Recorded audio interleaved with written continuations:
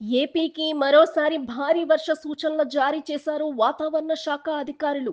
బంగాళాఖాతంలో ఏర్పడిన తీవ్ర అల్పపీడనం వాయుగుండంగా బలపడే అవకాశం ఉందని పేర్కొన్నారు. నైరుతి బంగాళాఖాతం, శ్రీలంక, హిందూ మహాసముద్రం పరిసరాల్లో తీవ్ర అల్పపీడనం ఏర్పడిందని విపత్తుల నిర్వహణ సంస్థ తెలిపింది. ఇది ఉత్తర వాయువ్య దిశగా కదులుతూ గురువారానికి వాయుగుండంగా మారే అవకాశం ఉందని పేర్కొన్నారు. తరువాత 48 గంటల్లో ఈ వాయుగుండం మరింత బలపడుతూ ఉత్తర తమిళనాడు, పుదుచ్చేరి తీరాల వైపు దూసుకెళ్లే అవకాశం ఉందని అంచనా వేసింది. దీని ప్రభావంతో ఏపీలో మోస్తారు నుంచి భారీ వర్షాలు కురుస్తాయని హెచ్చరించారు వాతావరణ శాఖ అధికారులు.